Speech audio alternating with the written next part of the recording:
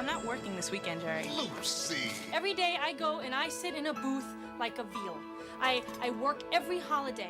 I go home to a cat. For Lucy, loneliness was a way of life. Joe Jr.'s still single. Yeah, it's a shocker. But the moment she saw Peter, she became a believer in love at first sight. He was perfect. Then fate stepped in. Mister, there's a train coming! Oh, God, you smell good. Now she's part of his life. He's in a coma. Oh, I was gonna marry him. Who's she? She's his fiance. No. Peter's engaged. She saved his life. Part of his family.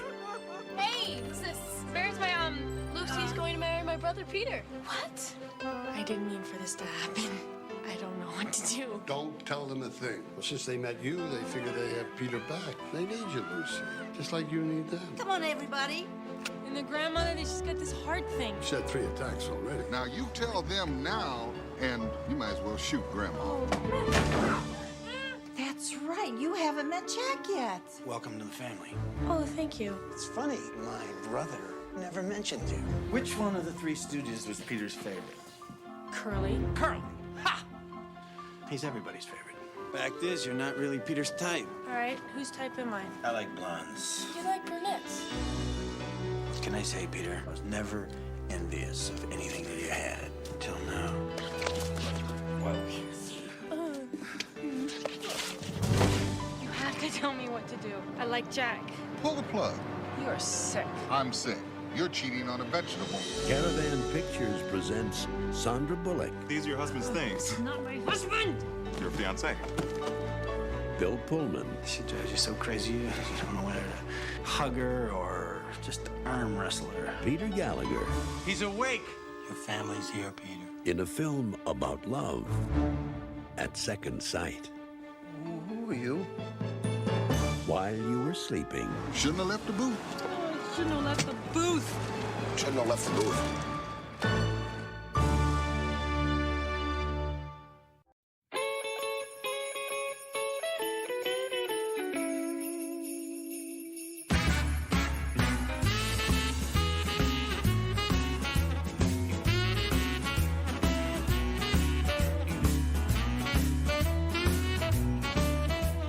Well, the holiday season is here, and there's nowhere I'd rather be than in the merriest place on earth, ReconCine Studios. Welcome to a brand new episode of ReconCinemation. I'm your host, John Diner. I'm David Munchak. I'm Brent Hutchins. And this is the podcast that takes a look back at some of our favorite films from the 70s, 80s, and 90s. We're checking out how they hold up here today. And today it's our holiday movie. Who's excited about that? Hey, I'm excited about all holidays. So yeah, this is great. Every time. All holiday. David loves all holidays except Shocktober, which was a long one this year. because Shocktober's fucking 8 weeks on this fucking show. Yeah. 8 weeks of jolly goodness. Yeah, that's true.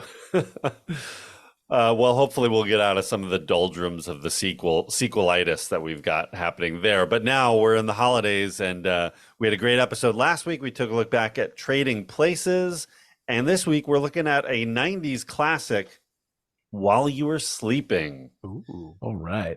It's rom-com time. Rom-com. And really, like, not our wheelhouse, but we're doing it. I feel very uncomfortable right now and not not at all in a comfortable place. Well, the title it could be a horror title, to be honest with you. While really you were could. sleeping. I think there actually is while you were sleeping in the woods, or no one sleeps in the woods while camping alone at night. There's actually probably a movie. I think it's Dutch or something. That sounds very Dutch. European. Scary things happen while you slept in the woods, which is the literal translation. I'm not even joking. That's like the name I can believe it. Yeah, it's on a streamer somewhere.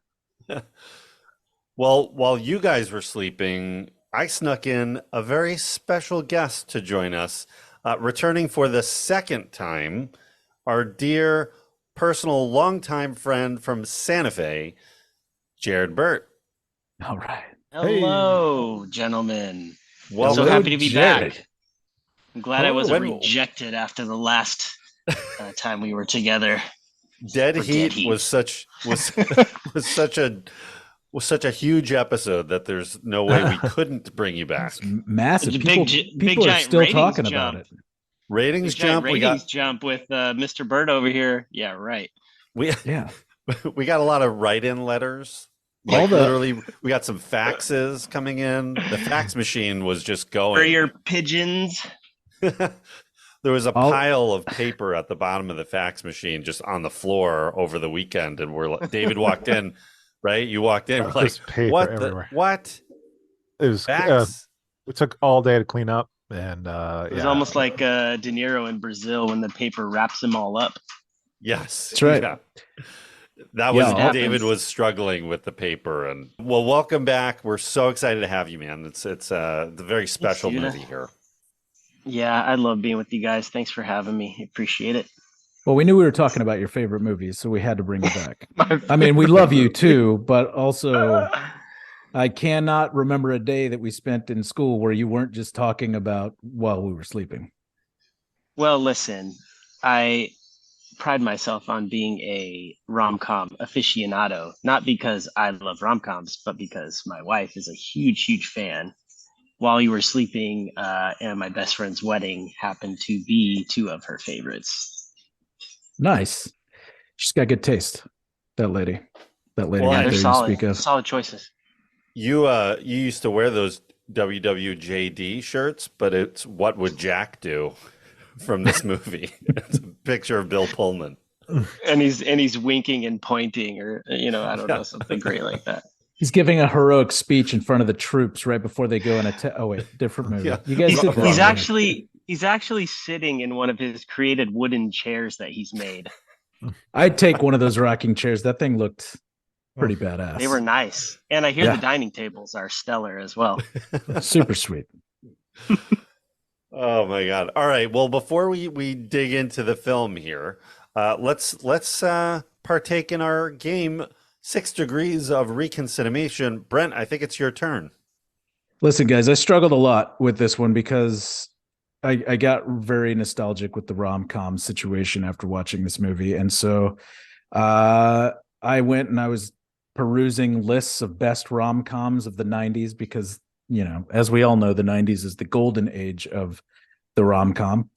There's so many sweethearts from that time. I had a hard time narrowing it down, but what I decided to do is go back to the beginning and pick one of the kind of first rom-coms from the 90s that started the mass bonanza that would be the 90s and 2000s.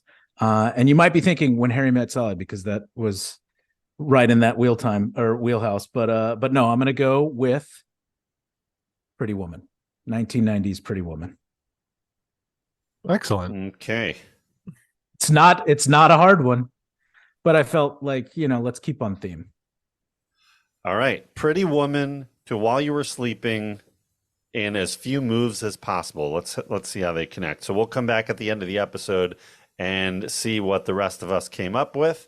Jarrod, you're welcome to play. I don't know if it's too much pressure to figure out how to connect you better the play, two. buddy. You have to play. You can phone a friend. Call Sarah and see what she says. Do I have three lifelines? Of course.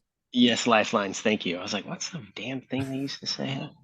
Listen, if Regis Philbin ever said it, I definitely know what it is. So. I got a little trivia separate from that. There is another Sandra Bullock movie where she utters the line "While You Were Sleeping." Does anybody know what movie that is? Demolition Man. You shouldn't have gotten it that easy, but yes, Demolition Man. That was 100% a guess, by the way. When does she say that in there? I don't remember exactly when. I mean, it's definitely like when she's catching him up on something, Oh, that makes sense because he was in the cryo freeze. Yeah. Maybe they're talking about the 3 shells. Got it. That was 2 years before this movie. Yes, yeah. That was kind of the first foreshadow. We'll talk about Sandra in a minute, but Sandy. Okay, so David, why don't you catch everyone up for those that maybe have never seen While You Were Sleeping or haven't seen it in a while? What's happening in this movie? It's Christmas time in Chicago in the straight dead mid 90s. And there's no better time to be in a movie than the mid 90s. And a lonely and lovelorn public transit booth worker saves the life of her longtime crush after a mugging gone wrong.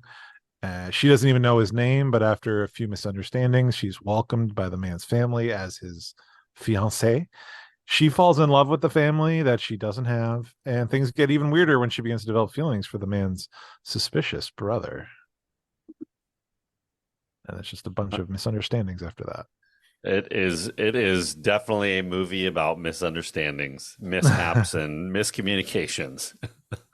It's like Three's Company, just like our everyday miscommunication leads to some wacky hijinks. Yeah. A lot of people coming in and out of doors.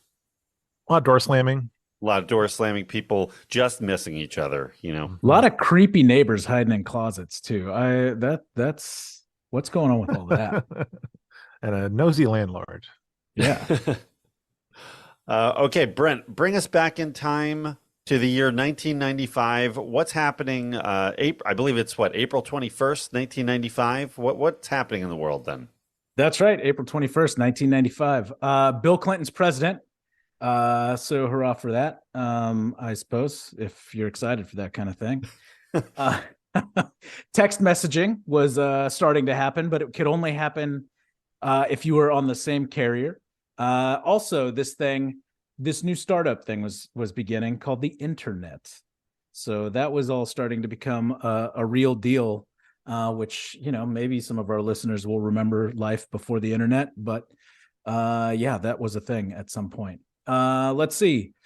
What do we got? We also got music-wise, people like Celine Dion blowing up, Montel Jordan, TLC, Mariah Carey, Michael Jackson, Coolio, and Oasis. Like all those people are selling many CDs, which is the new format for which you listen to music on in 1995 as cassettes start to fade away into the history of audiophile fun. So on television, we've got Full House, Roseanne, Frasier, and Walker, Texas Ranger. Yes. We've got video games, Myst, RoboCop versus the Terminator, Donkey Kong Country. There you go, Jarrod. That's the short version. When you guys see this movie, did anybody see it in the theaters, or was it at home video? Was it pay-per-view? Was it years later? Let's what do you think, Jarrod? Let's start with you. Well, I'm fairly confident that I most certainly saw this in the theater, and I'm fairly confident that I probably saw it more than once. How many times do you think you've seen this movie? I probably, Saren, okay, when did it come out? 95? 95. I've probably seen it at least once a year since 1995. Wow. This year I've seen it twice already. Already.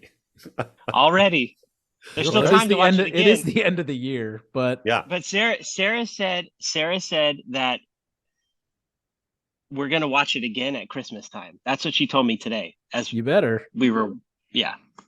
As this is dropping on Christmas Eve, you're probably watching it tomorrow, right? I will be watching it. Yeah. That's right. It's a Burt family tradition. Yeah, wow, that's a lot of times. Okay, so you saw it in the theater, and you've seen it at least once a year, every year since then. So I would say close to that. Yeah, you're gonna win the record here. But Brent, what about you? Catch it on video? I'm pretty sure Jarrod took me to go see this at the theater while we jammed listening to Oasis in his car on the way there. But if that wasn't it, then I think I probably picked it up on video when I was working at Video Impact. I remember it coming out or releasing. I don't remember it hitting theaters, but I remember it being all over the shelves. And I know when I was working at the video store, that's where I really fell in love with Sandra Bullock with Love Potion #9. And so I was excited to watch this when it came out as a new release. I may have accidentally, mind you, kept a copy from work at one point for too long. Whoa. I probably owe some late fees. You probably do, and they're probably going to get you now. Pretty extreme. Yeah. David, how about you? Is this a first time watch, or had you seen this one before? No, I avoided this one, which is I wasn't watching all the rom-coms back then, but I did miss this one, even though I'm a big Sandy Bullock fan and a big Bill Pullman fan. But I'm a big Pullman fan. Big Pullman fan from Spaceballs. That's how I know Bill Pullman. He'll always be Lone Star. That does it. I don't care everything else he ever does or will do. I almost just called him Star-Lord by accident. That almost happened. So this would have been right up my alley. It was like this and Mr. Wrong with Ellen DeGeneres. I didn't see these two rom-coms. Those are the two that you missed. I missed the two big Pullmans. So anyway, yeah, catch up. Ellen's such a huge rom-com draw. I don't know how you missed it. There's no couple I'd rather see than Ellen DeGeneres than Bill Pullman. Bill Pullman in the 90s. Yeah, baby. Good times. So yeah, no, just first time watch for this show, and it was like having never seen the movie, it still felt like putting on a comfortable pair of shoes or warm socks, pajamas, slippers, shorts, but whatever. I don't know. Pajama shorts, is that a thing? It is now. Should be. I bet you can get them at Walmart. Absolutely. So it felt very familiar and of the time, and it was a nice little delightful homecoming. It's like seeing a lost episode of a TV show you didn't realize you never saw, even though I've never seen this movie. So nice. Yeah, this was almost a first time watch for me. I remember being homesick, and it had to be like the winter of '95 when it was on either cable or pay-per-view or something, and I remember being like sick and being like bundled up and like making it through maybe like 20 minutes, and then I fell asleep, and just because I was sick, and I liked it, and I remember it being kind of everywhere, especially when I worked at Suncoast. This was a movie that like we would only get it, like a lot of holiday movies, we'd only get it really as we got towards the holiday season, and they would just fly off the shelves. Like we would get a whole like box full of While You Were Sleeping, and they would be gone like just as fast as they came in. Wow. So it was a super popular movie, but I never actually watched it. And even though, Jarrod, we made it all through college, and I was very aware in your household how beloved it is, we never watched it together. So I didn't watch it until the holiday season of 2022 for the first time. And I loved it. I watched it by myself. And Brent, I think we had a conversation about this. And there's something about these 90s romantic comedy movies that, I don't know, when I watched it by myself, I was like sucked right into it, and I was a complete sucker for it. I fell for everything, loved it, was all emotional and everything. It's like, this movie, we got to do this on the podcast, it's going to be amazing. Then I watched it. Top numbers. I watched it with my family this time, and it was like, it was getting shredded by everybody, and it was a very different experience. So I feel like I've seen it from both sides within the last year. I refuse to watch it with anybody but myself, so that it always feels like a nice warm hug.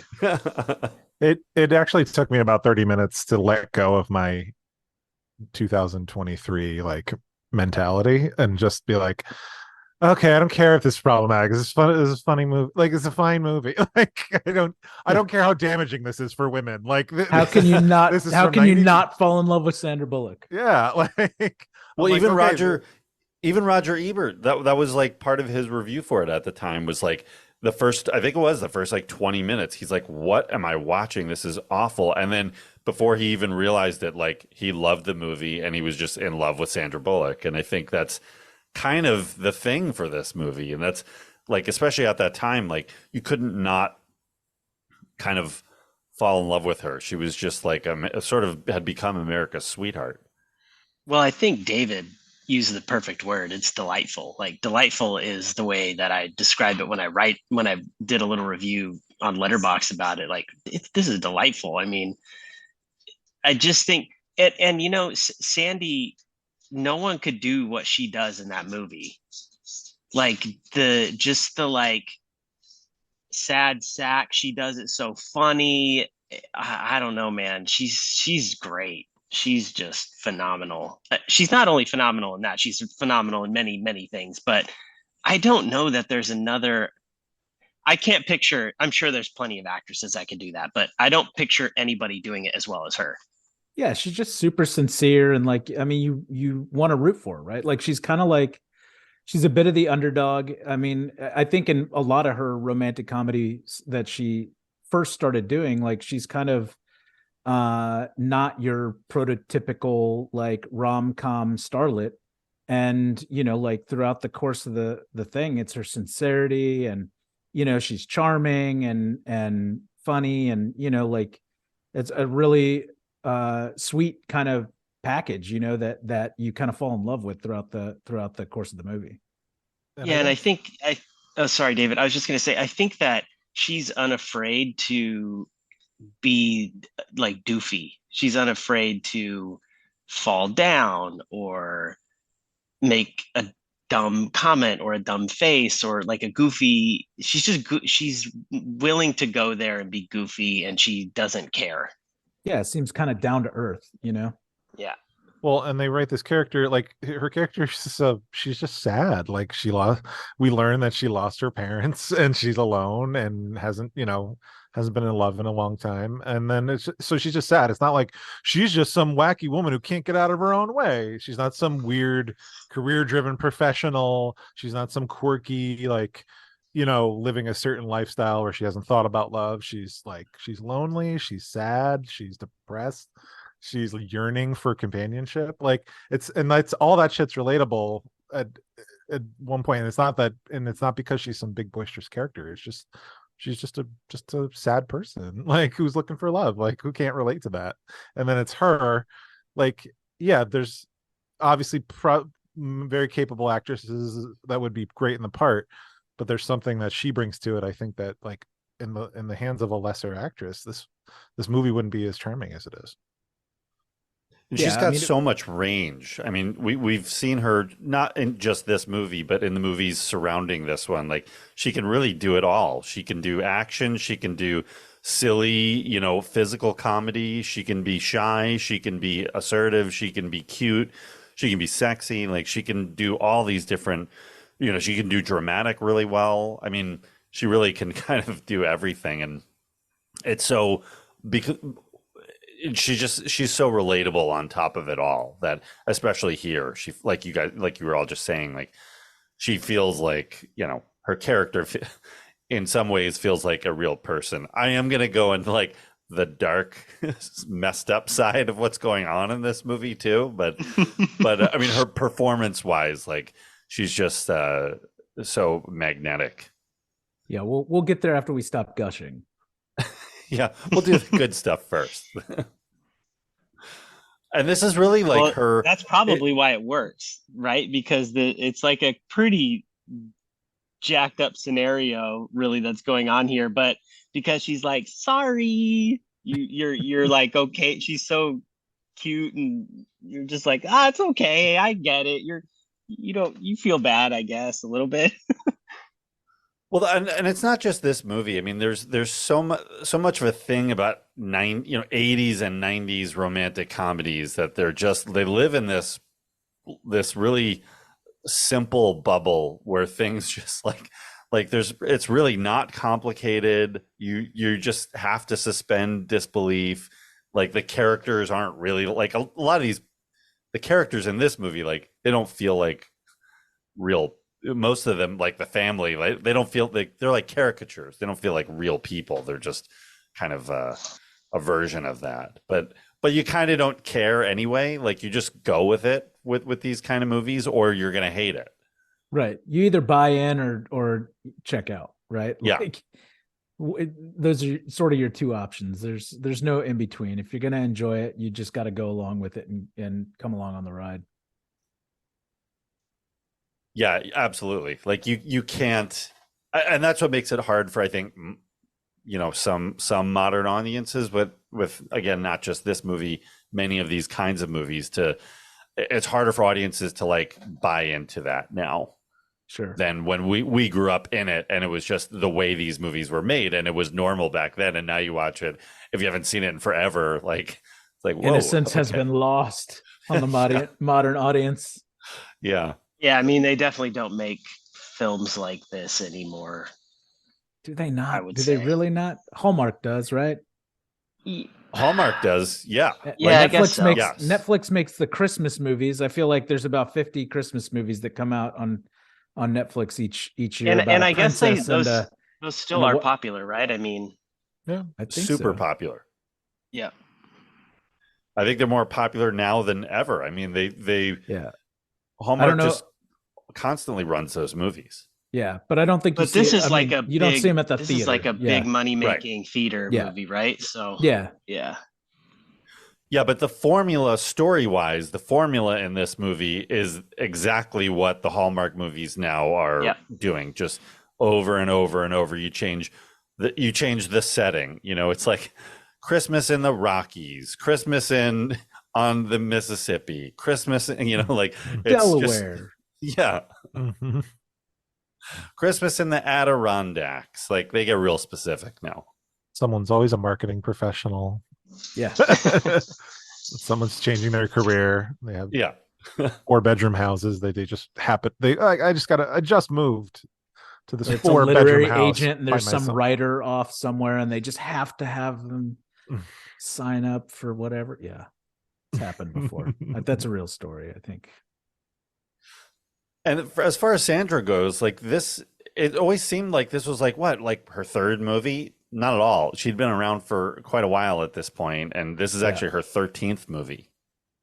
Yeah, that blew my mind. Like going back and looking through her credits, I could have swore this was like maybe movie number 2 after Love Potion number 9. No, but this came out like after. I think what was it, after Speed, after Demolition Man? Yeah, like what, it was the big ones before this were Love Potion number 9, The Vanishing, Demolition Man, and Speed. That's crazy. So she was already like she's kind of a big star already at this point. Yeah, she was. I think coming out of Speed, like she really. Yeah, exactly. It was Speed that made her huge. Demolition Man was like a good supporting role, which we covered. You can check it out in the archives at ReconCinemation.com.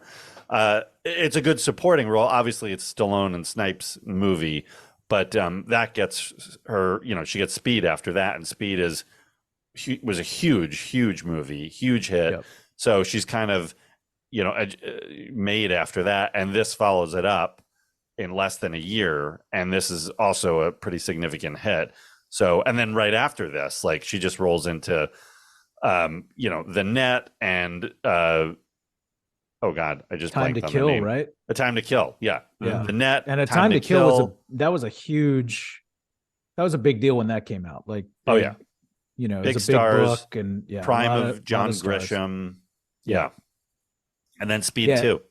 Yeah, you and I were talking a little bit earlier this week, and I was like, I think The Net was the first movie I saw of hers where I was like, I don't know if I really love that one as much. Yep. I think it did well, but it was the first kind of like miss. But then she does Time to Kill, so And then it's right back on the horse. Yep. But I mean that performance in Speed, she like steals. Oh yeah, every she's fantastic. Scene she yeah, and then to follow it up with While You Were Sleeping. I mean, she's a bona fide star at that. I feel like after those two, even. Yeah. definitely. Well, in two different genres, right? Like, I mean, she's attacking. Like she's you could put her in anything at this point. Well, she's covering all audiences, right? She's covering the guys, the women, kids, probably too, for both, on both sides, and so. Yeah, she's doing it all, but really romantic comedies was where she's gonna kind of plant her flag, right? Like that's really what she's. When you think Sandra Bullock, what pops into your guys' minds? Love Potion number 9 every single time. That is the first thing I think about when I think Sandra Bullock. I'm not even. Yeah. I don't know why. but it's not her best. It's not my favorite, but every time I think of her, that is the first thing I think of. Is maybe because that's the first one you saw her in? It's the first time I recognize her as like, oh wow, she's good, and I'll probably see her more often, right? Like I think this is the beginning of maybe someone's career. Yeah. But yeah, it definitely is the one. But but romantic comedies is where she really kind of makes her career for the most part. I mean, the next 15 years of romantic comedy films are Two If by Sea, Hope Floats, Forces of Nature, 28 Days, 2 Miss Congeniality movies, 2 Weeks Notice, The Lake House, The Proposal, and of course, don't you dare forget All About Steve. Don't do it. I haven't seen that. I haven't seen that one. I should check it out. I love The Proposal. All About Steve. That goes along with what Jarrod was saying, is she can do it all, because that's the same year she did Blindside. Like, so she was in like. Is it really? She literally went to the Razzies and collected her best worst actress trophy. Then the next day went for what All About Steve. Yeah. The next day she collected her Oscar for Blindside the next day. She's covering her bases, man. That mantle is full, good and bad. Love her. Yeah, I mean those are just romantic comedies. That's not all the other films that she was doing. So she's still, she's consistently put out big film after big film. Not all of them are winners. I think The Proposal was huge, and All About Steve was like a huge bomb, and they were kind of back to back. But then, David, like you said, you got The Blind Side in there, which is, considered more of a legit film, or at least now there's some controversy with it. But certainly, yeah. And then she does something like Bird Box, which is really dark, horror film. That I don't know. I really like that. I think a lot of people didn't like it or had problems with it, but I enjoyed it. I thought it was good. I think it was coming off. What's the Quiet Emily Place? Blunt one? Quiet Place. Yeah. Where it was similar enough to feel like a copy, but she's great in. It took me a while to see Bird Box, but she's great in it. It's very good, for sure. Yeah. So she just had really an incredible career that is really at this time, for While You Were Sleeping, is really just getting started. And you could feel that she's got this really bright future ahead of her. And to me, watching it this time, like, God, it feels like she's really taken the ball from Meg Ryan, like what Meg Ryan was doing in the late 80s and early 90s. Sandy comes in and picks up and runs with that ball for like 20 years. Yeah. Yeah, I feel like her and maybe Julia Roberts, were kind of the top. Got Kate Hudson in there a little bit later in the 90s, but. Yeah, but I don't think Kate ever had the box office hits that the others had. No, but she did have Almost Famous, which is. Yes. Pretty awesome. Yeah, yep. Again, another movie you can check out in the archives at ReconCinemation.com. I feel like with Julia Roberts and Sandy, I think just going through their filmography and talking about them right now, they were able to do a lot more than the rom-coms too, where Meg Ryan did some, but they weren't, I don't feel like any of her non-rom-coms were like really blew up, but Sandra's and Julia Roberts' other movies, I feel like they had some success outside of the genre. Well, I wonder if they learned from Meg Ryan not to like fall into that trap, right? Like, and that's why they went out and pushed to do things that were outside of the genre before it became too much of a focal point. Or pigeonholed because I think into it or something. Yeah, I think you're right. And Meg Ryan she's fantastic. You know what the answer is? The key difference is John Grisham. Julia Roberts did The Pelican Brief. That's one of the big ones in there that breaks away from romantic, comedy films. And Sandra Bullock does A Time to Kill. Yeah. So back in that era, you had to do a John Grisham that could show you could do the dramatic stuff. Meg Ryan didn't get that chance, I don't think. Was A Time to Kill the first like big adaptation of one of his books? No, there was The Firm, The Client, and Pelican Brief were all before that. Okay, those were all before. I couldn't remember. Yeah, but so And it was interesting to hear like who was up for this role. Gina Davis, Demi Moore, and Julie Roberts all actually turned this role down. Nicole Kidman auditioned for it and was not cast. I think Julie Roberts is the only one out of that group that I could see doing it this way. Maybe Demi Moore, but I don't know. I don't see the others in this role. It needs some kind of like silliness a little bit that I don't know if the others could have pulled off. Yeah, I mean, it's hard to say now with, I mean, obviously with it done and Sandra being as good at it as she was, it's hard to say. I do think Julia Roberts maybe might be a little bit different, but she's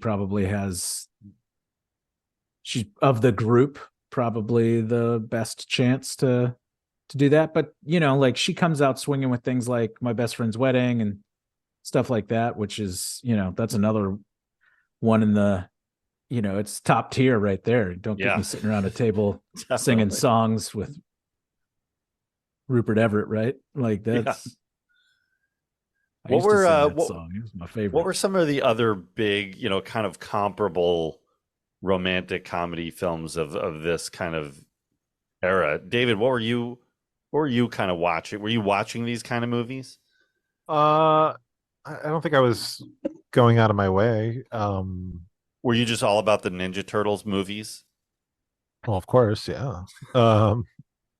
But that was late 80s, early 90s. I was a child. Yeah.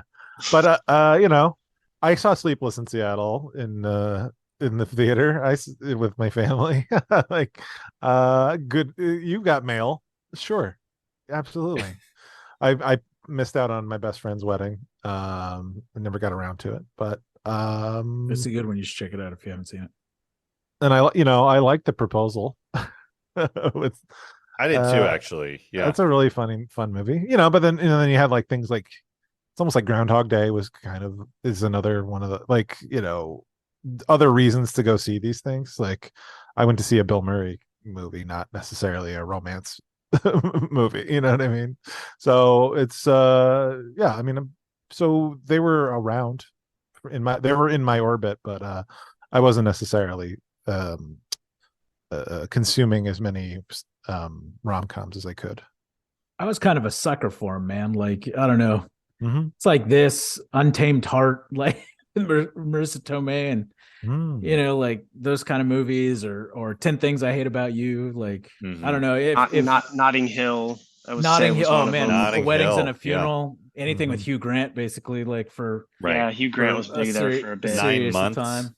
Yeah, 9 months. Yeah, I mean, there's as good as it gets. Like as good as it gets for sure. Is a good one. It's a little different. Yeah. Kevin Smith even jumped in with Chasing Amy. Trying to like do his take on the rom-com. I don't know. Like I was kind of a sucker for all of them. Always looking for love, guys. Always looking. Yeah, and then you get the Drew Barrymore ones a little later on, but Wedding Singer, that shit's Never Been classic. Kissed. Yeah, Never Been Kissed, right? Yeah, Fever Pitch. Jerry Maguire, I guess you Fever could put in Pitch. there. Oh, yeah, dude. Fever Pitch. That was a little later. The American adaptation of the. Watching it again this time, another thing that jumped out at me is like just the massive, like David, you touched on it earlier, like the miscommunication hijinks. that was such like a sort of staple of these movies that like somebody had to say something and then someone overheard it and kind of got the wrong message, and like everyone's getting their wires crossed. Nobody's telling the truth, or somebody's not telling the truth. No one's correcting what mistake they heard or made. And that you don't have a movie, like if you don't. But all it takes is just, oh, wait a second, that's not what happened, and then it's like, oh, all right, great. Then we're gonna go our separate ways now. Yeah. But you need the snowball of right. When we were watching from it, clarification. When I was watching this with the fam this time, they were like, "Why doesn't she just tell the truth?" And then we're like, "Well, the movie would be over." So that's just not how it works. While you were sleeping, I bailed. Yeah, and this one, like, it gets really, it feels like it's really elaborate. That it just the hijinks just really stretch out in this one here. And this is a little bit of a plot wise, it's a little bit of Sleeping Beauty, just kind of a role reversed Sleeping Beauty, right? With the guy who is unconscious, and just a little bit. It's not an exact plot mirroring, but there's a little bit of it. You did have to find the witch's spell to wake him up or something. Is that? Yeah, that's in the director's cut. The Turtle Taub cut. The turtle. It's a whole fantasy element that's just cut from the movie. It is quite comical that it's like it goes from she's just a random person who saves his life to his fiance to knowing the whole family, and then oh yeah, now she's pregnant, and then you're just like, what is happening? Yeah, and really within the world of this movie, though, the plot, I mean, for what it is, like the plot is very straightforward and makes sense, right? So she works at the Chicago Transit, the CTA, right? David, you lived in Chicago. Yeah, it's a real it's a real thing.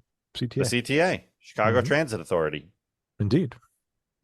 And she's a sad youngster living her sad life, her sad, lonely life, and has a bit of an obsession with Peter, played by Peter Gallagher, this handsome man that she sees only at the train station as he comes through every day, and she's probably created a fictional version of him and fallen in love with that fictional version without ever having spoken to him.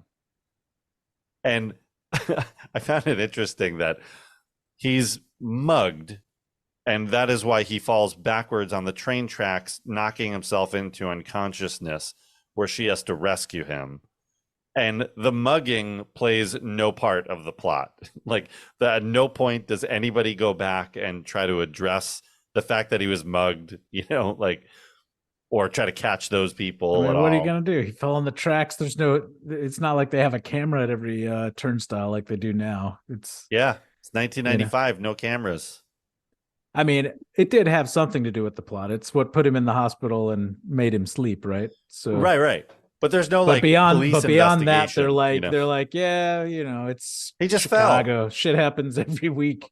Yeah. The funny thing is, like, he fell, and then she's on the tracks, and the oncoming train, it's stationed at another station. There's a person driving that. That person would have seen at the next station only 3 blocks away, which is literally how far apart they are in that elevated train. It's like, he probably wouldn't have hit her. And it would have stopped at that stop. And it didn't neither of those things, I think. So it's just that like part was funny. I love the tension building, how she's just talking to him as he's unconscious for 5 minutes as the train's coming. Yeah. Like he's not hearing you. You might want to roll before it gets so close, but whatever. It's more dramatic. She's like, the train's coming really fast. Yeah. Yes. We gotta go. That's how they roll. And and in her booth, she would have had a radio or a phone to tell the trains to stop. We got someone on the tracks. Yeah. There's probably a button to hit. Like, there's a million ways that this guy was not going to be in any harm. Like we were saying, you either got to get on board with the shenanigans of the movies or not, Absolutely. just roll. You got to roll with it. With it. This is how it's going, That's so silly. It's all bananas. Bless Peter Gallagher, because he is asleep for 90% of the movie, and he is incredible when he wakes up. Peter Gallagher, he's always great, is he not? I mean, what he's doing, he is. But to do this part, which is like the side, the supporting character who's awake for maybe 15 minutes he's of the MacGuffin, runtime, right? He's so good.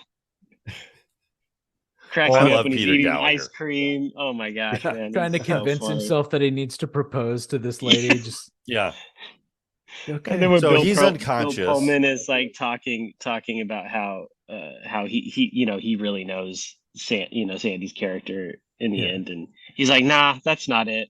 Yeah, that's it. He's like, Miss So Thompson funny. was like my third grade teacher. He's like reciting his whole life. It's like, but I don't remember you. So they get him to the hospital, and she, just, I guess she has to go with him, right? She like abandons her post. I don't know who's letting She's people not through gonna the leave her turnstile. Prince Charming Yeah. to the Yeah. capable hands of the EMTs. No. And it's so the rest of the movie hinges on this just very simple miscommunication, right? Where as they wheel him away, she just mumbles to herself that she was going to marry him. And a nurse, right, overhears it. And that is what spurs the rest of the movie on. And the false identity of her as Peter's actual living fiance, which coincidentally, he has a fiance that none of these people have met. No, they have met her. They just Oh yeah, they did. That's right. Didn't like her. Right. But it would make sense, he's got another one now. Yeah. He's the type of guy that could leave a relationship and gain another relationship without them knowing it. Because even though the family is super tight knit, he seems to be the one character or one. He's like he's kind of the outcast. The outcast, yeah. Right. He's the lawyer outcast who's less about family and more about prestige and money. Yeah, I mean, you look at his lifestyle, right? When she goes to his apartment, it's this beautiful, rich, fancy, high-rise apartment compared to the family's like very much lived in, modest house. Yeah.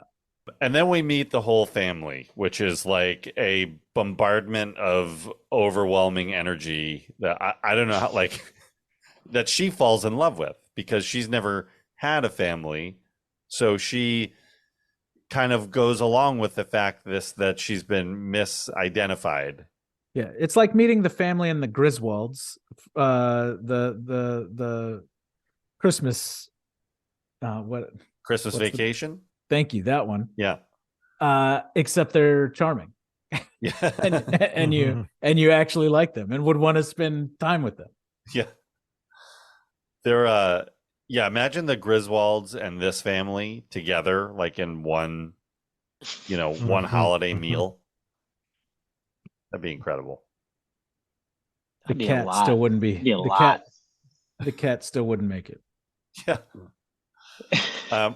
My favorite scene in this movie is the dinner scene where they're all together and like what they're talking about.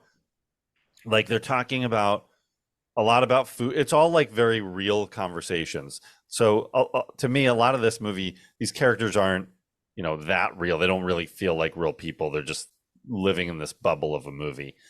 Except this scene, it feels like growing up in an big Italian family. Like these are the kinds of things that was actually talked about. This is dinner talk.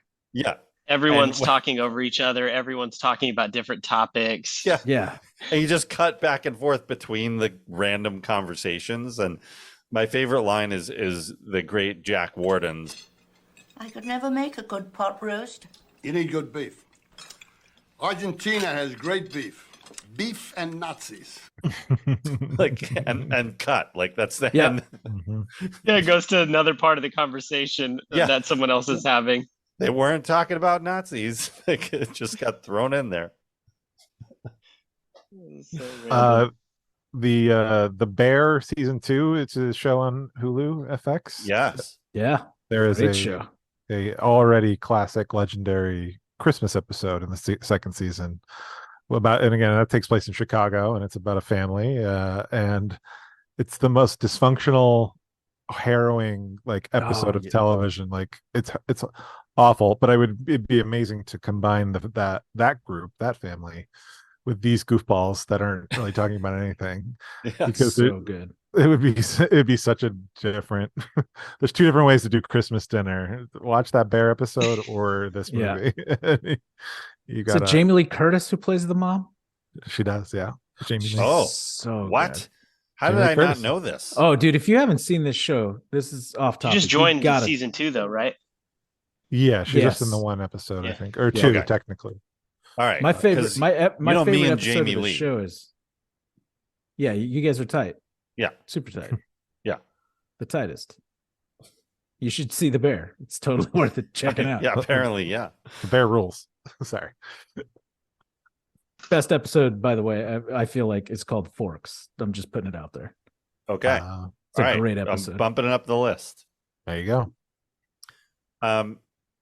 Yeah, I think the everybody they cast as the family, Pete, Jack Warden, he's not a actual family member. He's Peter's godfather and like almost like an uncle, right? Like he's super close with the family, but not a blood relative.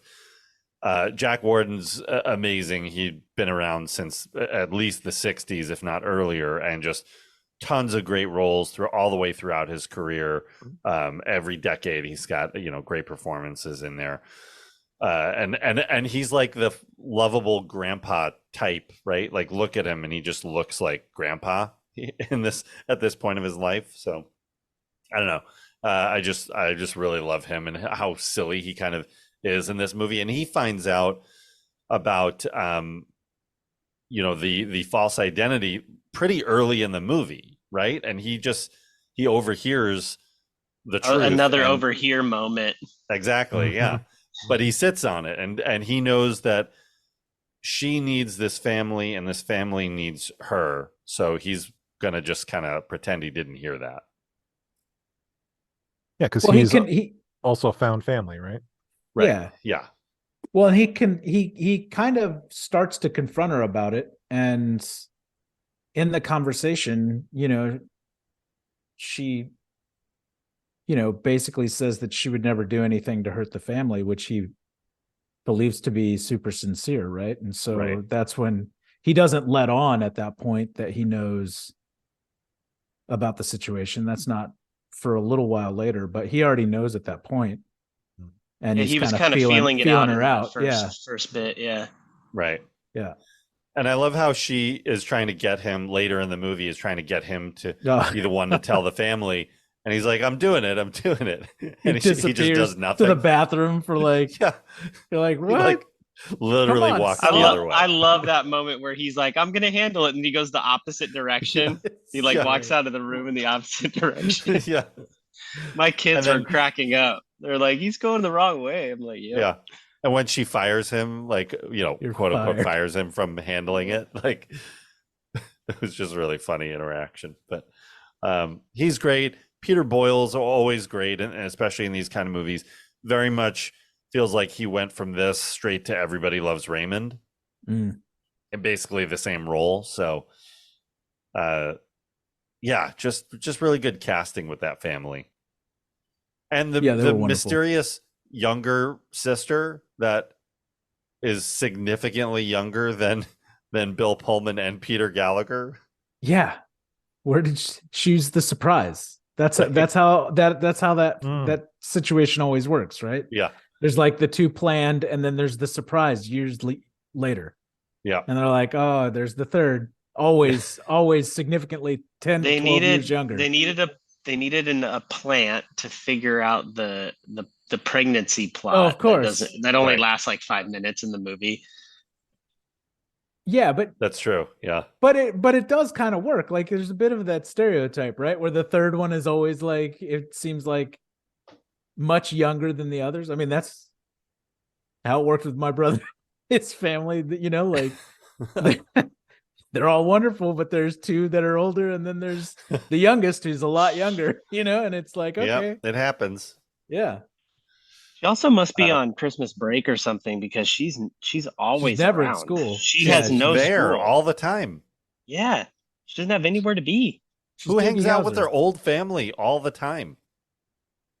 Apparently kids that are not old enough to drive. That's it. Yeah. Unless you can escape to the train station with your buddy and overhear incorrect information once again and start a whole new fiasco. Yeah. Oh my God. And she's played by Monica Keena, who we'll talk about a little bit down the road when we get to Freddy versus Jason. Yeah. she will return to the podcast. Yeah, this family is just really kind of hilarious. And of course, we haven't really mentioned him yet, but Bill Pullman comes in playing the Peter's skeptical brother, who is really, he doesn't believe her almost from like the first minute that she's not who she says she is. Yeah, even when he sees her on the couch that first night, he's like giving her the immediately look, like, what? Yeah. Yeah. He hasn't seen her face or anything. He's just like, Who's this person sleeping because he on knows my Peter's couch? type, right? Like he knows her type or his type, and that's not it. And Bill Pullman though, loved Bill Pullman back. I still love Bill Pullman. He's had a really interesting career that after Spaceballs, I was always kind of waiting for him to become that like big star. And he never really became that. He did like Serpent and the Rainbow and Malice and some other films in there that were not at that, blockbuster kind of level. But he would throw out movies like that, then he did While You Were Sleeping and then Independence Day the next year. So there you go. Then he throws out some blockbusters, but then back to like Zero Effect and, movies that are more independent. And I think in the later part of his career, pretty much solely done like a lot of like lower budget, lower profile movies, but that some that are really, really good. That he's been he worked with Lynch in there a bit. Yeah. What, Lost Highway, right? Lost Highway, yeah. Yeah. Yeah, he had some interesting choices after he went. It's like he went mainstream, and then he's like, "Nah, I'm good. I'll go back to doing some of this like smaller, darker stuff." Yeah, he's great. Well, I wish he would do more. There's actors and directors who do that. That they're like, I'm going to do the paycheck movie, so that I can do my next like 3 or 4 movies can be what I want to do for less. Yeah, and it's not like he's not. I mean, like he's doing like high quality, lower budget, more independent stuff. Yes. The Ballad of Lefty Brown and Battle of the Sexes, things like that. I mean, these are things that like have a lot of star power attached to it, but like they're not like huge mainstream deals. I used to get Bill Pullman and Jeff Daniels confused all the time. I don't know why, really? But I would. Like, I have no idea why. They have a similar, especially back then, they have a similar kind of look and energy. And, the famous one is the Bill Pullman, Bill Paxton switcheroo. Yeah. I don't really get, but I get they're not at all the same, right? No, it's really just their name. Sure. It's just the name. It's just the name, right? Yeah. Yeah. Like a Dermot Mulrooney and a Dylan McDermott. Although Bill Paxton as Lone Star could have been interesting. It'd have to be like 90s Bill Paxton, though. It'd have to be like Chet from Weird Science, Bill Paxton. Yeah. Right. If he was like basically Chet, that'd be incredible. Or his character from Aliens. Oh, Hudson? Game over, man. Yeah. That'd be a weird Lone Star. Oh, man, it'd be so bonkers. But yeah, Jack, Bill Pullman plays Jack, and he's along the whole rest of the movie as he's trying to figure out Sandra Bullock's character. They're falling in love, right? And pretty quickly, like you can tell that they know they're in love with each other. They're both kind of hinting at it, and neither's saying it out loud until really right at the end, right? And of course, the wedding. right when their feelings are really bubbling to the surface, Peter comes out of his coma, and Jack Warden's character, in another sort of creepy thing, like bullies him into going along with it. That he doesn't, of course, he doesn't remember her at all because he's never met her. So he's actually telling the truth, and Jack Warden bullies him into going along with the ruse and convincing himself that he loves her. He totally tricks him into marrying this stranger. It's so absurd. Oh my goodness. It's so absurd. It is so So absurd. Instead of telling the truth and solving the problem, I will trick you and bully you into marrying this stranger. And then Sandra Bullock's like, "Yeah, I'm cool. I'm gonna do it." Why not? I think like you could probably have spent a little more time with her, like difficulties of just like to clear the air.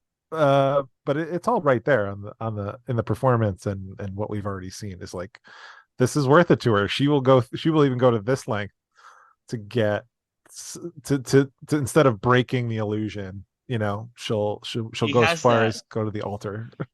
She has that really great scene with her boss where she kind of like she just the way she performs it, you're like, oh, I kind of get it. I don't know why I think this way while she's doing it, but she's so good. I kind of get it. Because we're all suckers. We're all suckers for Sandra Bullock. She just sucks you right in, man. She's so charming that Jason Bernard, who plays her boss, is I love that guy, like going all the way back to funny. V. The original miniseries of V. Yes. He's great in that, and just a ton of other roles. And I think Liar Liar was his last film, but great actor there. But he was funny at the Christmas party when he's like trying to get everything straight. He's like, "Who's that?" He's so funny, dude. I think it's also keep up. She doesn't want to. She doesn't want to like lose her family again. She doesn't want to end up alone again, right? Like that's kind of that's why I give her the pass, when watching this. And I'm like, yeah, this is kind of crazy and you could totally duck out, but I totally understand not wanting to be alone. Yeah, you can understand. I think they make it pretty clear of her character why she continues to go along with it. And it's exactly that she, there's the when they're giving out the Christmas gifts and you're watching her watch the family interact with each other, and she's just quietly watching them and smiling and like loving this moment. And after living most of her life without that, it's really, now suddenly she has it. How can she pass it up? Yeah, that moment is directed really, really well too for a movie like this. It's very simplistic and just panning around the room to everybody smiling and interacting, and she just got a great look on her face. It's really well done. It's you're talking about John Turteltaub, and Turteltaub does not mess around. He knows what he's doing. National Treasure. He's got such a variety of films he's done. I love his career's been all over. Feels like with one of the latest being The Meg. What was that one? The sequel or the first one? The first one. He did the first one. I don't think he did the sequel, right? No, he didn't do the second one, but it's a masterpiece on all levels. He did Phenomenon. I love Phenomenon. The old 96 Travolta. Yeah. Yep. I mean, he legit has done action adventure, rom-coms, dramas. I mean, he's just done everything, I feel like. Yeah. Yep. And he's been around a long time. And not a lot of directors. I appreciate directors who will have a scene that isn't overloaded with dialogue and that knows how to bring moments out of silence, which is exactly what we were just talking about, that scene of there's dialogue because she's watching people talking to each other, but it's not really dialogue. The main character is silent and is just watching. So those are, in today's, film world, you don't see a lot of that anymore. It's a lot of fast cutting, a lot of dialogue and information. Kind of, a lot of directors now don't work with silence or quiet unless it's for a specific reason. So no, it's like my kids. They're afraid of quiet moments. Can't have a silent moment. Well, not to get off on a tangent, but I just watched Halloween with my son tonight. He's about to be 17 soon. And, there's so many long shots where you're just like looking down the street and he's like, this is really stressing me out. I'm like, yeah, that's how movies were made before. Dude. Yeah. These visuals used to like really create a tension and the stress. It's great. I think he really liked it, but he was like, I'm so sweaty. I was like so stressed out. It was so funny. It was enjoyable. Awesome. That's amazing. So So yeah, speaking of kids, when I watch it with my kids, they really tuned into. They're like, what if there was you recut this like a dark, messed up movie called Whilst You Were Sleeping. The dark version of this movie that you could probably cut a hell of a parody trailer from this film to make it real dark. I know an editor that maybe has time on his hands that could. I will in January, guys. Maybe we'll hit that. But yeah, I mean, obviously, like the entire plot is you could spin that and very easily into this dark, obsession drama, almost like a single white female Fatal Attraction. Yeah. That obsessed with this family. She's obsessed with this guy who she's, maybe had a hand in putting him in this coma. She hired the to push him onto the train tracks. I mean, the bed of this movie is made in lies, right? Like lies and untruths, and I did it for you, Jack. Yeah. You've got this Peter, this Joe Jr. played by Michael Rispoli. We're going to talk about him and his character. Another great performance. He's so good. I cracked up he's so inappropriate, and every scene that he's in is like, nah, that shit doesn't fly. But he is hilarious. Yeah. That entire role is, and it has nothing to do with his performance, by the way. He's a great actor. Check him out on The Sopranos. And I actually hung out with him at a party years ago, and he's like the nicest guy, like super, super good dude. But that character does not hold up in today's era. Oh man, he's just sexual harassment. She's literally running down the street to avoid him because he's harassing her so much. Yeah. And by the end, it's like you're supposed to like love him, He cries. He's like, he cries at her. Yeah. Yeah. I like the black underwears. You see? Oh man, he's funny. Yeah. He's in the closet, like hiding in the closet, trying putting on her shoes. Yeah. Yeah. He starts crying. You can try on my shoes. Yeah, that's another whole to the closet. A very sensitive area now that in today's world that would not be portrayed that way and portrayed as a joke, and so just a weird guy, Yeah. We're talking about so I don't know. You'd be hard pressed to find a 90s movie that doesn't have some version of that just doesn't work anymore. And that's let's be real. You'd have a hard time decade. finding a movie in 2022 that doesn't have something wrong with it by 2023 standards. So it's all evolving. My best so friend's quickly. wedding is very problematic in many, many ways. Is it? We've watched it recently, and I was like, oh my gosh, this is like, it's you guys should watch it again. We can have a discussion afterwards. Yeah, I kind of want to watch it. I was thought about watching it tonight, maybe. Another thing that jumped out at me, and this is definitely a 90s thing, these musical interludes of these like this jazzy kind of riff music. This has it. Groundhog Day is another movie that has it. It kind of, I think it's sort of a romantic comedy thing of like this light, musical tone, but it's like really like it makes it feel really dated watching it this time. I don't know. It just really like, it was like, whoa, what sound are we hearing here? Didn't even notice it. Oh, it's just me? It's just me that it bothers? I doubt it's just you. I just didn't even notice it. Yeah. Yeah, I didn't clock it, but I know what you're talking about. Yeah. Now you'll clock it. Now, like, you'll hear it when you watch next time you watch Groundhog Day, which will probably be, coming up soon. In a couple months here. Yeah. The other line that I've absolutely loved, and the character that I loved, is this. He's only in, I think, one scene, but Peter's like lawyer friend, who the pencil guy. The pencil guy. Oh. Yeah. What? Can someone even explain? Like, I know what the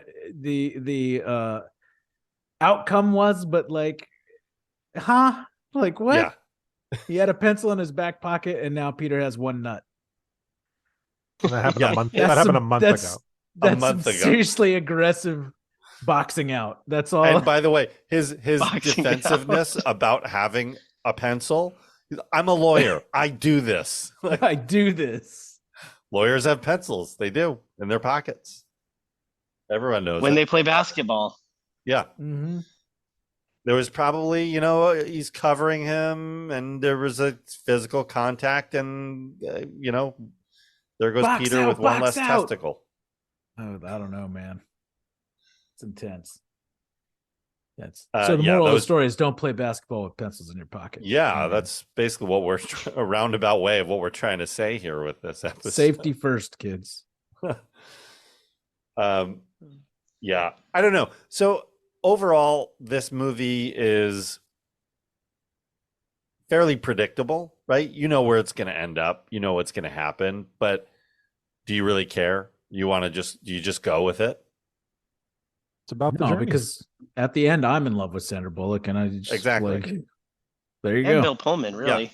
Yeah, Yeah, he is dreamy, he does a great and he job. makes furniture. Yeah. Their He's a chemistry is talented guy. really His hands. great. Their chemistry is really great. They learn something from each other. She convinces him to fulfill his dreams. You know what I mean? Yep. Hold on, let me. Do you think their chemistry is really great? I think that she's really good at making their chemistry seem great. He's really Well, I mean, awkward for me. I watch That's him a still lot. something, though, right? Yeah, Like, yeah, no, you're right. But it's like I don't know, man. Like he's kind of weird in certain spots, and I'm like, yeah, okay, like I get it. He make furniture, and he's like, a He wears nice, flannel shirts, modest, humble, blue collar guy. jean jacket. But like, yeah, I don't jean know. jacket, rips his pants. The scene where he rips his pants, or like when he's like leaning up against the wall or whatever, like trying to show her a lean from. I'm Yeah, like, he's just teaching the lean, dude. he is just teaching the lean. Listen, I guess I'm like, And then Joe Jr.'s like, is he Yeah. leaning? Like, I guess I'm like That's Joe so Jr. Is this funny. guy bothering you? Or yeah. yeah.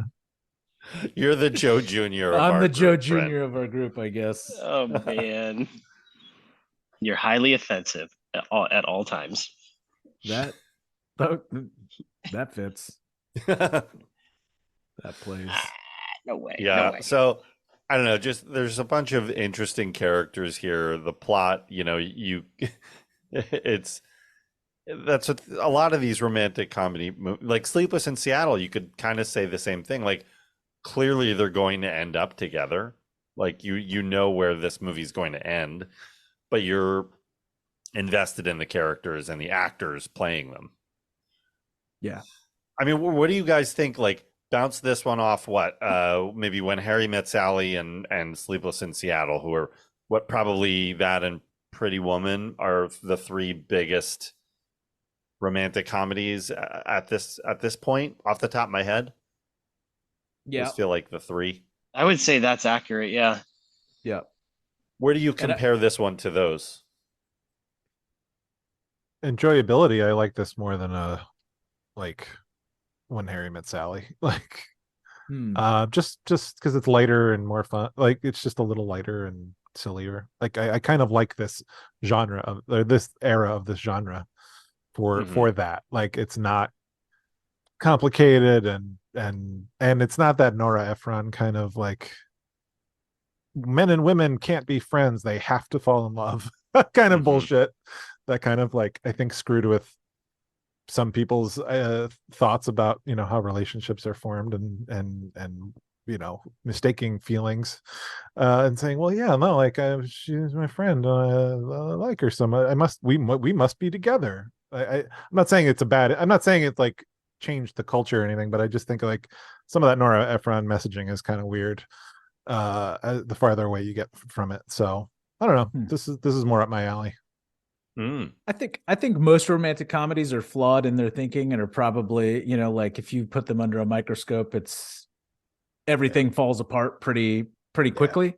Yeah. I think of that group of four, like I haven't seen Pretty Woman in so long that I can't really say. I remember it being good at the time, you know, like not even just as like a romantic comedy, but I felt like just as a movie, like, and it could have just been because it was a whirlwind when it came out. Like I feel like it was the most popular thing ever to happen to movies at the time. But as far as that group, like Sleepless in Seattle is for sure my favorite of the group. Like I don't know why, I'm a Tom Hanks, Meg Ryan sucker. But this and When Harry Met Sally, they're both great.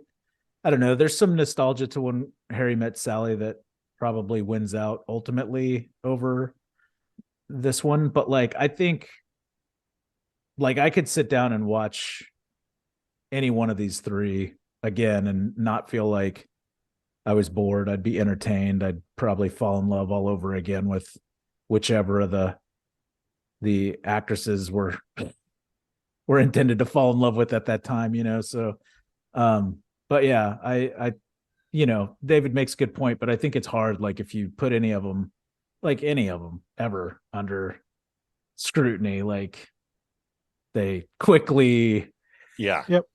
you know, unravel. But yeah, for what they are, like I like them all. Well, and to the broader, you know, discussion of these older films, that you can't change the way they were made. You can't change when they were made and what movies were like when these, you know, these were put together. So yeah, I think it's important to just you acknowledge what the faults are and that it wouldn't be done this way now, but you're not going to delete the movie from history. Not a movie like this, you know. But I think it's kind of weird, right? Like, I mean, it's like you can't even, by today's standards, you can't even like really, like, even fairy tales are like polluted with things that don't like carry, you know, like they get torn apart, you know. I mean, it's like there's no, it's kind of sad, I think, in some cases where it's like it feels like by today's standards, like there's no room for fantasy anymore, like whether like in any regard, right? Because like it's someone's gonna find it offensive, or it's gonna be like you know, like something that isn't, you know, like maybe it's morally questionable or whatever, like if you look at it from a certain angle. And it's you know, like I think it makes it really impossible to do like these kind of movies. And that's why, you know, like I don't know, like even, I mean, even more recently, like I forget the actress's name, and I know that this is a total backlash kind of against it, but the young woman who played Snow White or whatever in the latest like Disney thing, you know, like I don't know if it's bouncing back because like she's getting like kind of questioned about her comments about Snow White and stuff, but it just feels like people have this like anger and animosity a lot of times towards like these fairy tales and fantasies and like, I don't know, these romantic ideas that I think also feed into like romantic comedies, which is, you know, like a deeper conversation than what probably a romantic comedy warrants. But it's just kind of interesting that there's like no appetite or tolerance for any of it anymore. Yeah, I mean, well, the American dream, the white picket fence is much different than it once was. Yeah, right. Yeah, for sure. Yeah. There's a lot more things you've got to factor in when you're making your, you know, creating these stories now that, you know, culturally sensitive, you know, and everything. So you just have to think a little differently when putting projects together now. That's the way it sort of is. So, but this movie feels so soft to me. It feels like just a soft little puppy of a movie that doesn't require a lot of brain power and, you know, thinking. Like even in romantic comedies today, there's always all these twists and plot devices that have to come back and circle around. This is a very straightforward, and like a lot of these other comedies we've been talking about, it's very straightforward. And I think those movies have their place, and maybe it is the Hallmark movie now. And that is such a massive audience today. There's tons and tons of people who love those movies and they're obsessed with them. So clearly there is a place for those kind of films, and that's okay. You know, not every movie has to like get your brain working into overdrive to stay with it. You know, like comedies, like I love Arrested Development, let's just say the first 3 seasons. But that you have to work hard to keep up with that comedy because the jokes are so layered. Christopher Guest films were like that. There's, you know, a lot of even comedies that are that way, but it's okay to have these movies that are not that you can just sit back and turn off and be, you know, go with the story. Smiling and laughing is important, right? And that's what this type of movie can give you. Yeah, I think people need it. You know, they need there's something to say about escapism, and it doesn't have to be always educational and, you know, making you work for it. It can. I don't need to learn something from every goddamn movie. I mean, that's just true, it. Like true, double true. Yeah. Like a lot of these movies back in the day were an escape, right? Like you know, whatever your daily grind was, like this helped you kind of get away from it. But I feel like a lot of the movies that come out these days kind of more shine a light on that grind. Like everybody, you know, like there's a much larger attention paid towards realism and things of that nature. And so, yeah, like these are, you know, to be able to go back and kind of watch these and be able to disconnect that way and like kind of let go of your worries for, you know, 90 minutes is pretty nice. Yeah. It's, you know, it's good to have a balance of that. Like if you want to have your, you know, it's important to have movies that do have that education and the importance and the like working it into the plot, but also have ones that don't, that are just like, I just want to watch a romantic comedy. I just want to watch like an action movie. Like I don't want to have it tied up with all that other stuff. So, but you should have the availability of both. Sure. Yeah. Yeah. You can't have all dessert all the time. I can. That's why Barbenheimer Weekend works so well. Exactly. Yeah. Like that's proof right there. Both. Yeah. Yep. So what do you think the legacy of this movie is? How do you think like it do you think it's still like to me this is always considered like, I don't know, top 5 from the last couple of decades romantic comedies. Do you think it still sits up there or has it kind of been pushed down? Well, Jarrod watches it all the time, so I gotta imagine it's still pretty high up in the I mean, for me, the nostalgia alone keeps it up there for me. Plus, again, I don't really feel like they make movies like this with stars anymore for the big screen. So right. And I feel like it's probably been that way since the early 2000s. I don't think like when was the Kate Hudson run of like how that was like guy in 10 mid days and stuff like that. Mid 2000s. Mid 2000s is when they kind of tapered off. I feel I was just gonna say, even so, it's been so many years since they really have been doing stuff like this. Mm-hmm. Yeah. Well, I said it earlier. I do think that like the 90s is considered like the golden era of like the rom-com, right? And so like if you were watching them then, like you were kind of getting the best of the most current. And like the 2000s had some stuff in there, but like I think, you know, like this sits squarely in the middle of that time frame. You know, like I think obviously Bill Pullman is a fairly well-known actor. Sandra Bullock, hugely successful you know, actor, producer, like everything in Hollywood. So, you know, like, I mean, as far as legacy goes, like, you know, this is, you know, a part of her history and how she got to where Oh, she yeah. is, and so It's really the beginning of that path, the carving of that path that she stays on that keeps her so successful. And like you said earlier, it looked like it was the very beginning, but it was 13 movies in, which which just goes to show that she's been blazing for a long time, like putting out quality movies for some time now. So yeah, I mean, Sandra Bullock has stayed at that level. She's still at that level. She's still a major star, who's still putting out hit movies, and never really had a drop off. Not all those movies are nearly as good as some of the other ones, but she was able to stay at the top, and she played her career very smartly. So yeah, I'm gonna watch Gravity after this. I love Gravity. That's a good one. Oh yeah, he was Gravity phenomenal in that. fantastic. Carried the whole thing by herself, pretty much. Yeah, she was fantastic. Superstar. Absolutely. Yeah, I mean, I didn't bring that up on purpose, but yeah, she's phenomenal in that. Wasn't she nominated for that as well? Yes. Yeah, I think so. I mean, that was pretty sure. That's And I mean, a brilliant performance in that film.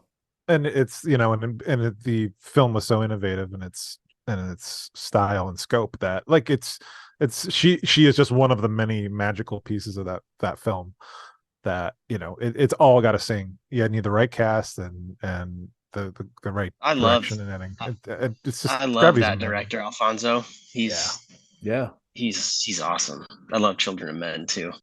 All right, should we talk a little box office glory? See how this one did? Yeah, it's that time.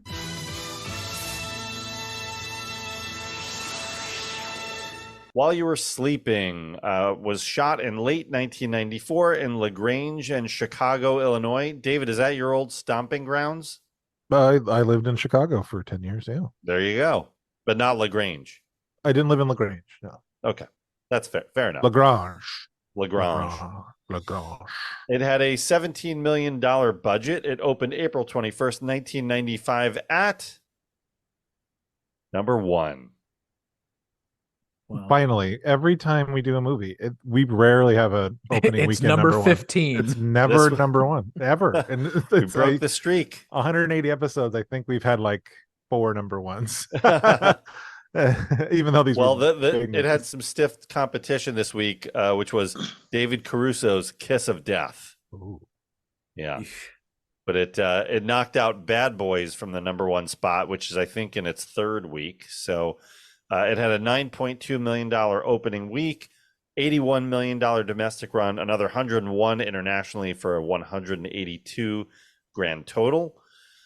So that's a solid, massive hit right there.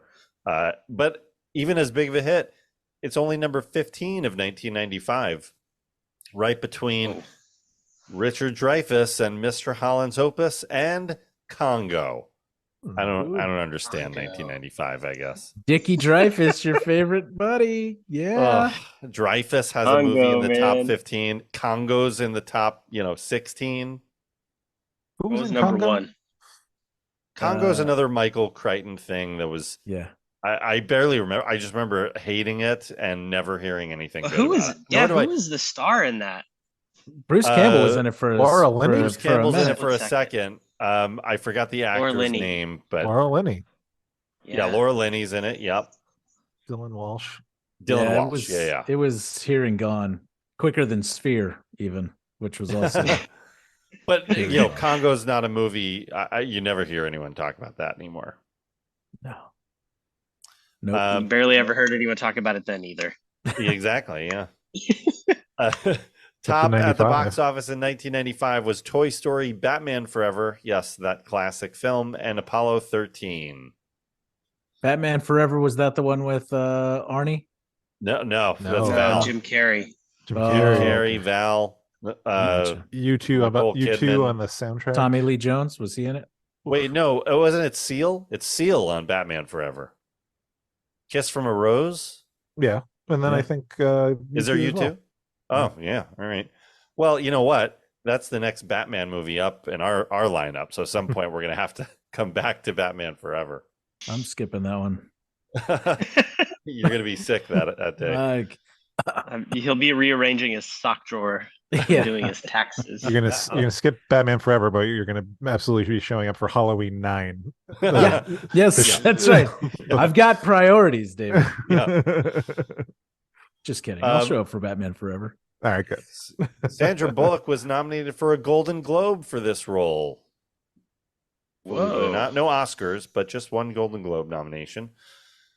And after this, it really cements her as the new it girl. So she, along with Julia Roberts, they are probably the top two female actresses of the time and would last all the way through today.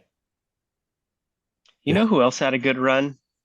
Reese Witherspoon had a solid run in the romantic comedy department. I just remembered. I just watched Pleasantville earlier today. Pleasantville's amazing. It's good. Yep, she's another one that's definitely up there too. Yeah. But and this movie, I think it really holds, had quite a life on home video, Jarrod, as your family can attest to, amongst, many, many others, that this was definitely a big seller on VHS and probably DVD, and was I think it's a good family film to watch, even with its flaws, and not everyone's going to love it, but I think for those of us that grew up in this era, it feels like I would watch this again. Even like I can acknowledge all the messed up things that are in it, within the plot, but I don't mind grabbing a blanket and laying on the couch and going back to the 90s for a little while. I almost watched it again before we did the podcast. Just I was like, you know what, I could do that.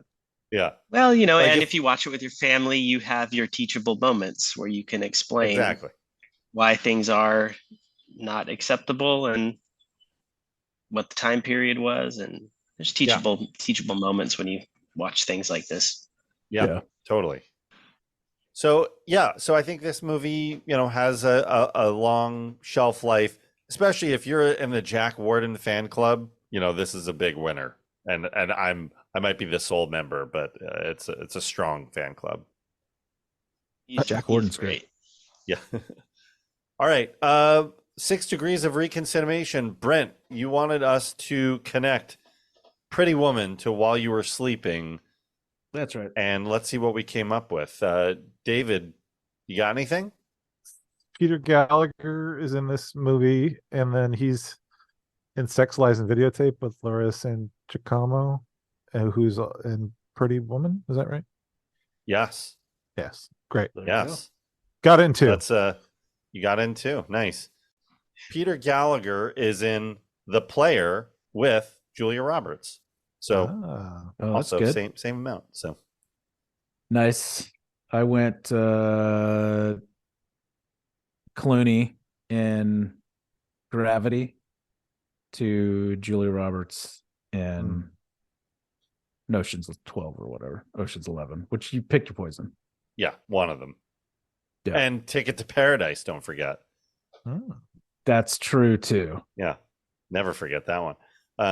Speaking of romantic comedies, that was the one they've done recently. There you go. Yeah, exactly.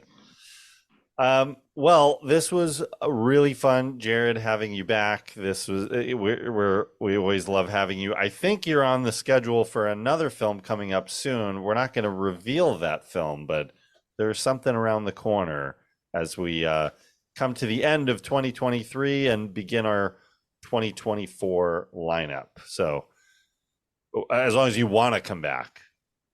Always. As long as you guys don't kick me off, I'm coming back. I'll cue the Oasis music. David, any last minute holiday things? Tomorrow's Christmas Day. Did everything get handled around the studio lot this time? All the decorations are good to go, right? Yeah, everything's up and lit, and it looks great. And a lot of tinsel. Yeah, it's Tinselmania 2023. So. Tinseltown 2023. Yeah, so we went all out. We've got a 24-hour long ReconCine Christmas party tomorrow, so that's what we'll be busy all day. It starts at midnight. Yeah, it's starting in a couple hours here. We're going a full 24-hour party. So yeah, mandatory.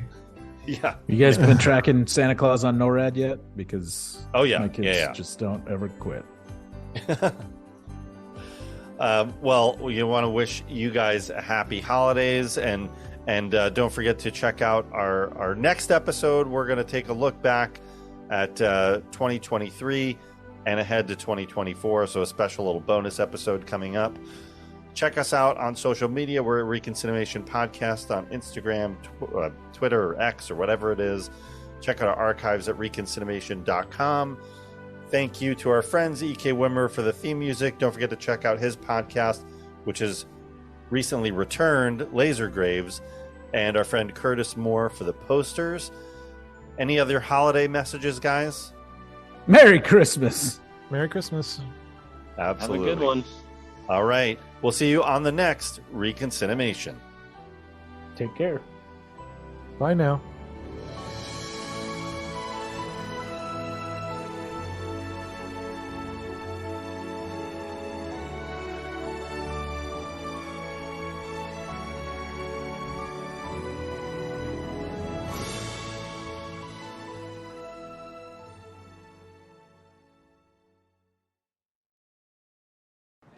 I like Jack, Who's Jack? Peter's brother. So? So he thinks I'm engaged To who? to Peter. Lucy, I really don't have time for this. Oh, no. You have to tell me what to do. Tell the truth. If I tell Jack that I lied to his family, he will never speak to me again. And Ox, and Midge, and Mary, and Saul. Saul? Who's Saul? It's the next door neighbor. You know what? Actually, he knows. Lucy, you're born into a family. You do not join them like you do the Marines. You have to tell me what to do. Pull the plug. You are sick. I'm sick. You're cheating on a vegetable.